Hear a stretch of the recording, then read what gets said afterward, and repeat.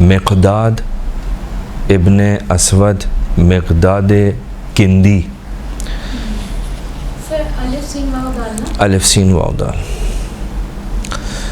جس شخصیت کے بارے میں چھٹے امام فرماتے ہیں فَإِنَّ قَلْبَهُ كَانَ مِثْلُ زَبَرِ الْحَدِيدِ، کہ مقداد کا جو دل ہے وہ لوہے کے ٹکڑے کی طرح سخت اور مضبوط ہے. مقداد کون ہے؟ مقداد کی شخصیت کے بارے میں تھوڑی سی روشنی ڈالتے ہیں، پہچاننے کی کوشش کرتے ہیں کہ یہ شخصیت کون تھی، اس کے کیا کردار رہا. جہاں تک جناب مقداد کے خاندان کا تعلق ہے تو جناب مقداد کے والد کا نام تھا عمر اور آپ کی کنیت ہے ابو معبد. خوب نام ہے عمر، لیکن میں نے ابھی آپ کی خدمت میں کہا کہ مقداد ابن اسود. جناب مقداد کہ جن کے والد کا نام ہے عمر، آپ کی کنیت ابو معبد، آپ کو مقداد ابن اسود کہتے تھے یا مقداد کندی بھی کہتے تھے. کیوں؟ اس لیے کہ اصل میں جو آپ کے والد تھے ان کا نام تھا عمر، جو قبیلہ بحرہ سے جن کا تعلق تھا. لیکن زمانے جاہلیت کے اندر اور اسلام سے پہلے کے زمانے کے اندر یہ ایک طریقہ کار تھا کہ جو شخص جس کے پاس تربیت پاتا تھا، جس کے پاس پلتا تھا، بڑا ہوتا تھا، وہ اسی کے نام سے منسوب ہو جاتا تھا. جناب مقداد کے بارے میں تاریخ اسلام سے قبل کی تاریخ میں ملتا ہے کہ جناب مقداد نے اسلام سے پہلے اپنے قبیلے کے اندر، جس قبیلے میں رہتے تھے قبیلہ بحرہ، کسی شخص کو قتل کر دیا اور پھر وہاں سے نکل گئے. پہنچے ایک دوسرے قبیلے میں جس کا نام تھا کندہ، وہاں پہ پناہ لی اور وہاں پہ ان کے ہم پیمان ہو گئے. یہی چیز سبب بنی کہ مقداد کے نام کے ساتھ یہ کلمہ جڑ گیا، مقداد کندی. کسی اور قبیلے میں آئے، ان کے ساتھ ہم پیمان ہوئے اور پھر جب ان کے ساتھ ہم پیمان ہوئے وہاں رہنے لگے تو ان کو کیا کہا جانے لگا؟ مقداد کندی. کاف نون دال چھوٹی ہے.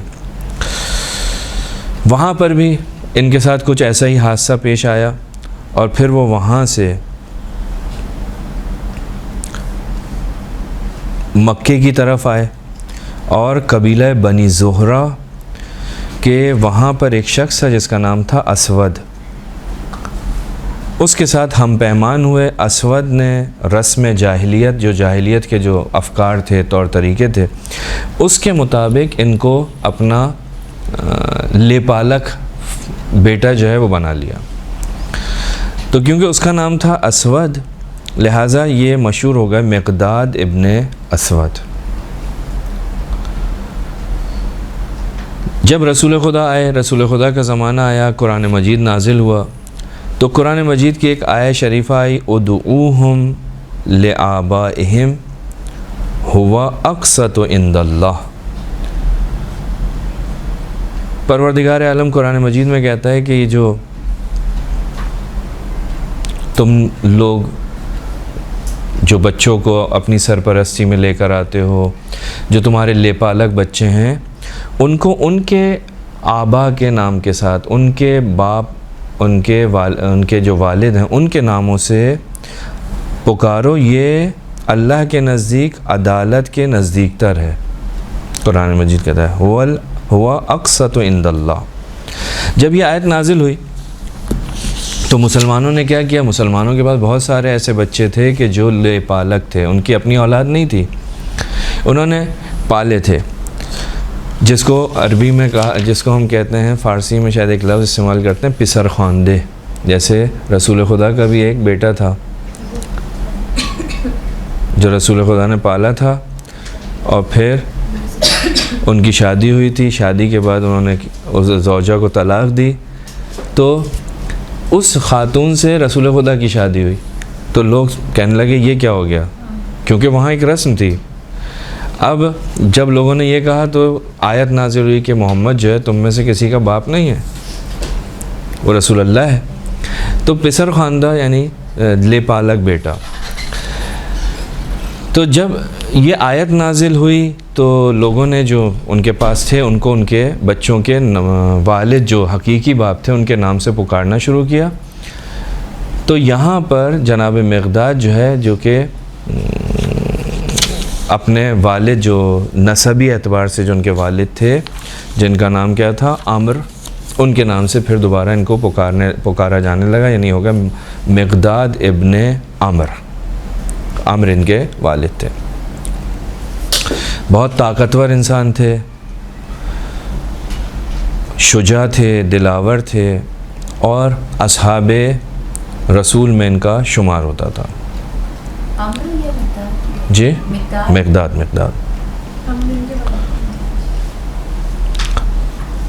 اسلام لانے کے اعتبار سے اگر ہم دیکھیں جناب مقداد جو ہیں اصحاب رسول میں سے تو تھے، ان لوگوں میں سے بھی تھے کہ جو بہت ہی شروع میں ابتدا میں اسلام لے کر آئے. آپ نے ہجرت کی حبشہ کی طرف، اور پھر رسول خدا جب مدینہ کی طرف گئے تو رسول خدا کے ساتھ مدینہ کی طرف ہجرت نہیں کی. بعد میں آپ نے عبیدہ ابن حارث کی نمائندگی میں، جو رسول خدا کے نمائندے تھے مکے میں، ان کے ساتھ جو ہے آپ نے ہجرت کی اور مدینہ کی طرف گئے.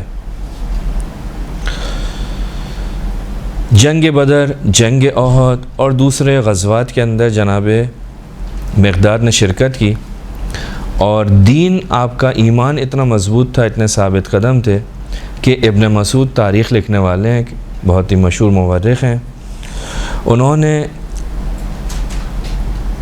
لکھا ہے کہ ابتدائی مسلمانوں میں سے جنہوں نے اسلام کا اظہار کیا 7 افراد تھے. 7 افراد، کیونکہ وہ زمانہ آپ کو معلوم ہے کہ سب اپنے عقائد کو چھپا کے رکھتے تھے، اور خصوصاً وہ افراد جو بہت ہی کمزور ہیں، جو کسی کا غلام ہے، جو کسی کا نوکر ہے، تو وہ تو اظہار کر ہی نہیں سکتا. تو 7 افراد جنہوں نے اسلام کا اظہار کیا، ان میں سے ایک مقداد ابن اسود تھے. مقداد، عمار، بلال، یہ ان 7 افراد میں سے ہیں کہ جنہوں نے سب سے پہلے اسلام کا اظہار کیا. جناب مقداد کے بیٹا بھی اور بیٹی بھی تاریخ کے اندر ذکر ہوئی ہے، اور بیٹا جو ہے وہ عبداللہ کے نام سے جس کا ذکر ہوا ہے، جنگ جمل کے اندر وہ شہید ہوا.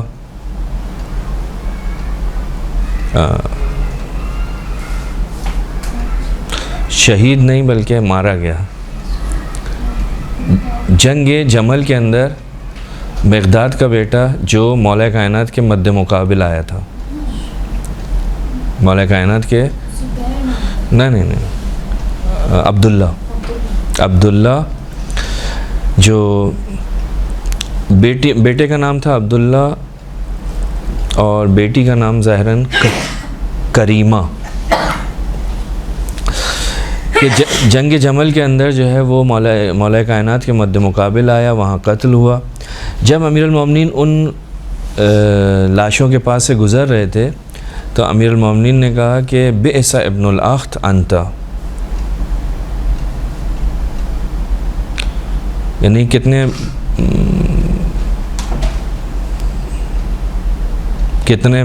کتنا برا بھانجا تھا ابن الاخت. کتنا برا بھانجا تھا.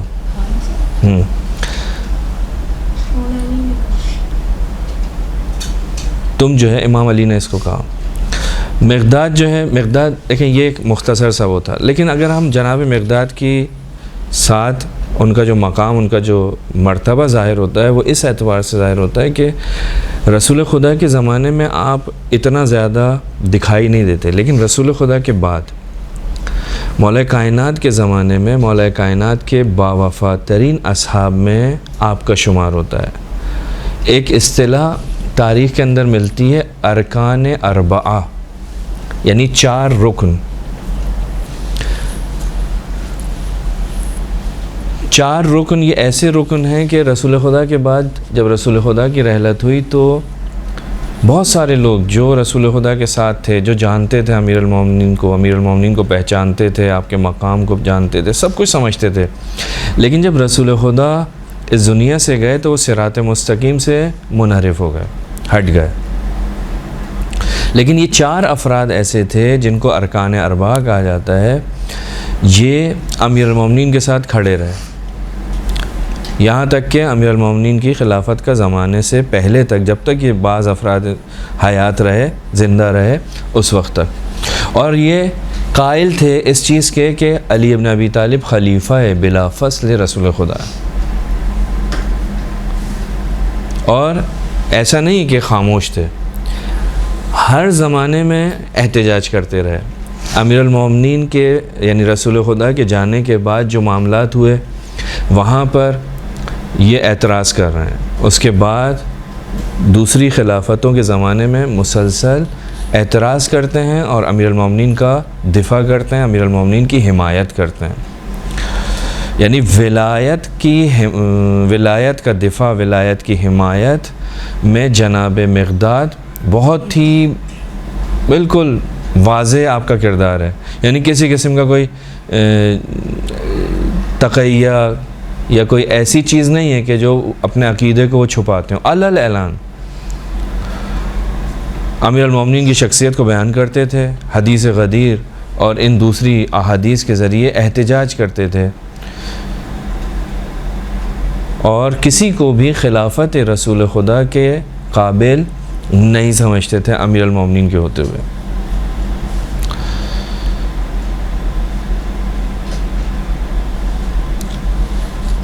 لہذا تاریخ میں ملتا ہے کہ جب امیر المومنین کی خلافت غصب ہو گئی تو اس کے بعد جو ایک گروہ تھا جو ایک مقام پر جمع ہوا تھا، وہاں پر مقداد بھی تھے، اور انہوں نے وہاں پر جا کر امیر المومنین کا دفاع کیا، اور رسول خدا کے بعد چند افراد جو میں نے عرض کیا کہ ابو ذر، سلمان، زبیر اور مقداد، یہ 4 افراد تھے کہ جنہوں نے اپنے بالوں کو منڈوا لیا تھا اور امیر المومنین کے دفاع اور حمایت کے لیے کھڑے ہو گئے تھے، یعنی اپنی جان دینے کے لیے تیار تھے امیر المومنین پر، یہ 4 افراد۔ تو ان چند افراد کے اندر یہ تھے۔ اسی طرح جناب سیدہ سلام اللہ علیہ کی جو شہادت ہوئی، آپ کا جنازہ اٹھا، آپ کے جنازے میں جو چند افراد تھے ان میں سے ایک فرد جناب مقداد تھے۔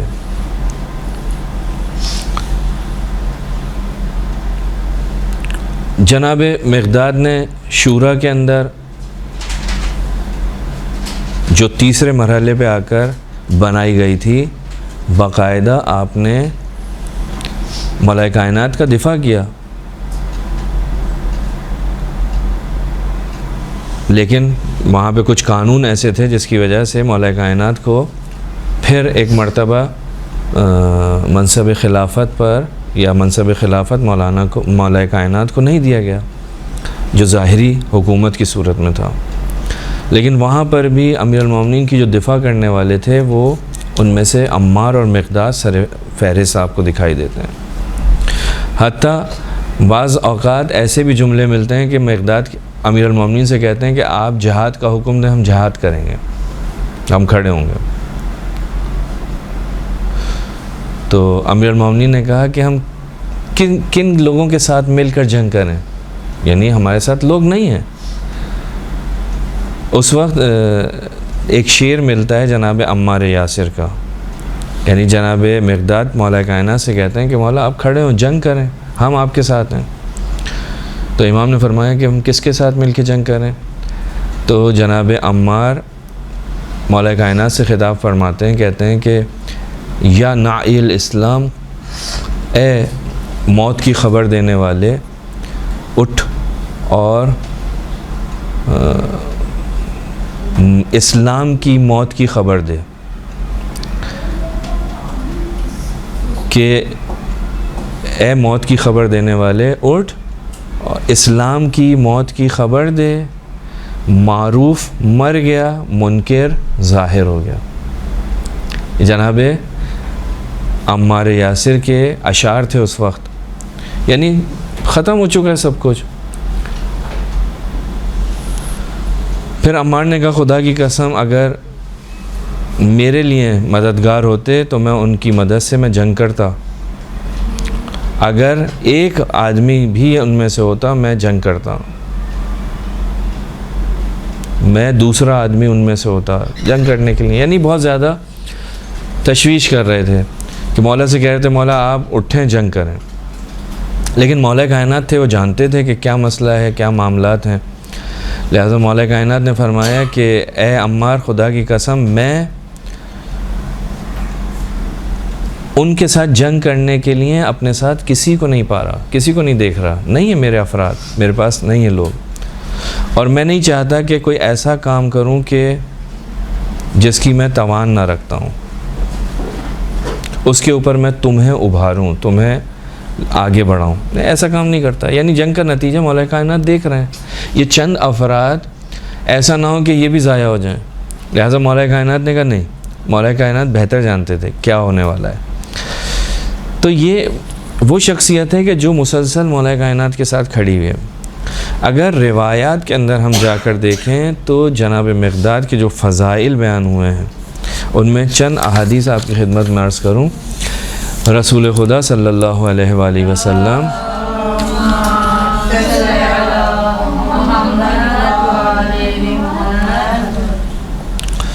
فرماتے ہیں کہ پروردگار عالم نے مجھے حکم دیا ہے کہ 4 لوگوں سے محبت کروں.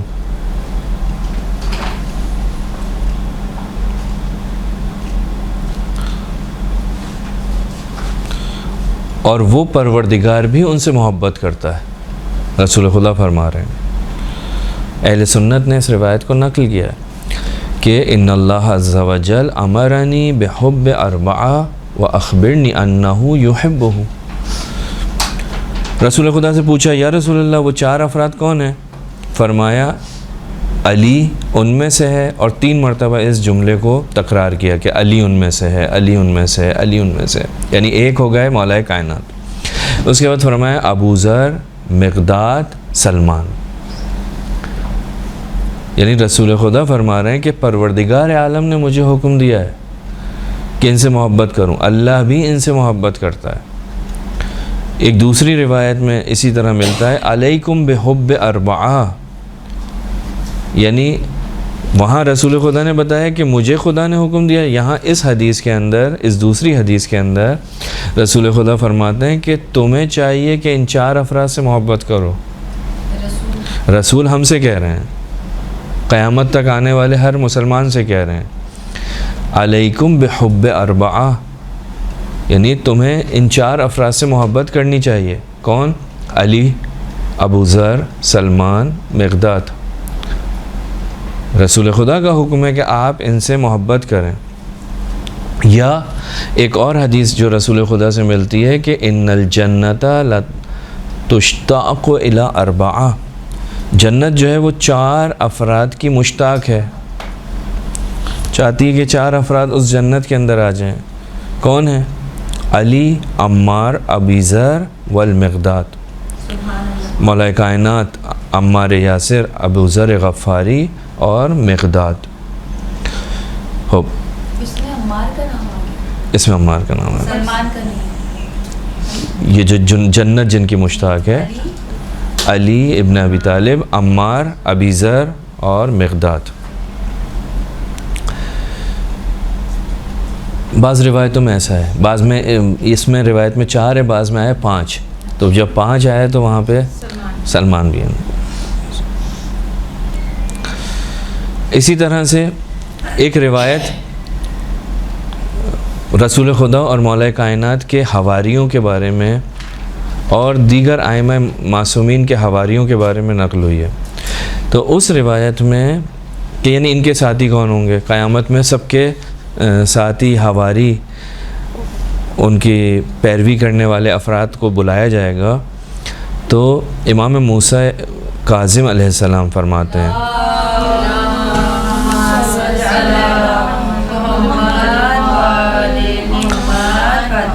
کہ جب قیامت کا دن ہوگا منادی ندا دے گا این حواری محمد ابن عبداللہ. رسول خدا کے حواری کہاں ہیں؟ کہ جن کی خصوصیت کیا ہے؟ الذین لم ينفذوا العہد، کہ جنہوں نے عہد کو، وہ جو پیمان رسول خدا سے کیا تھا اس کو نہیں توڑا، اور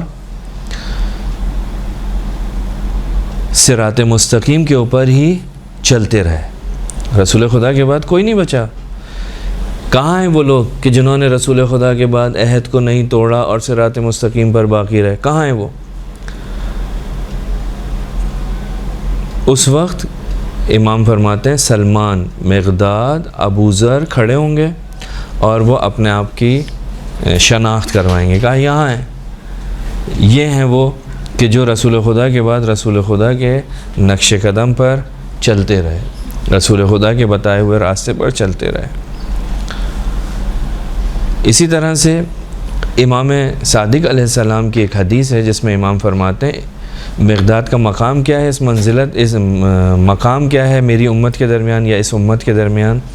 فرماتے ہیں کہ مقداد کا مقام اس امت کے درمیان ایسے ہی ہے جیسے الف کا مقام قرآن میں، قرآن مجید کے اندر جیسے الف کا مقام ہے کہ کوئی بھی چیز اس کے ساتھ ملحق نہیں ہوتی اور وہ بھی کسی چیز کے ساتھ ملحق نہیں ہوتا، یعنی جڑتا نہیں ہے۔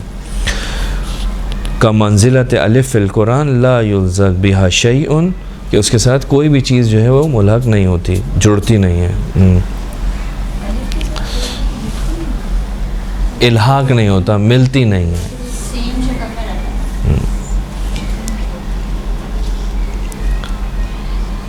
تو جناب مقداد جو ہیں وہ ہمیشہ جو ہے وہ اہل بیت علیہ السلام کے ساتھ رہے، مولا کائنات کے ساتھ رہے، اور مشکل سے مشکل گھڑی میں بھی انہوں نے اپنے ولایت کا سودا نہیں کیا، علی کی حمایت میں مشکلات برداشت کی، مشکلات کا سامنا کیا۔ اب بہت سارے معاملات ایسے ہیں کہ وہ نقل کرنا تھوڑے سے مشکل ہیں، لیکن تاریخ کے اندر سب چیزیں موجود ہیں کہ کس طرح جناب مقداد نے بعض موقعوں پر جو ہے ان کا مولا کائنات کا دفاع کیا، اہل بیت کے ساتھ کھڑے رہے۔ بالآخر بہت ہی چند افراد میں سے ایسی شخصیت ہے کہ جو اس حد تک مولا کائنات کے اوپر اپنی جان کو فدا کرنے کے لیے تیار رہے۔ 33 ہجری میں تیسری خلافت کا تقریباً آخری زمانہ ہے۔ 70 سال کی عمر میں ایک مقام ہے جس کا نام ہے جرف، مدینہ کے قریب، وہاں پر آپ کی رحلت ہوئی۔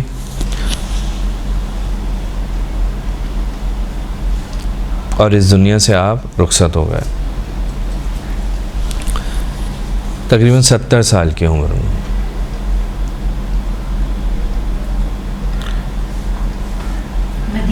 مدینہ میں ساری زندگی مدینہ میں رہے۔ بعض اصحاب رسول کو مدینہ سے نکال دیا گیا تھا، لیکن مقداد ان لوگوں میں سے ہیں کہ جو آخری عمر تک مدینہ میں رہے اور اہل بیت کی حمایت کرتے رہے، دفاع کرتے رہے ولایت کا امام۔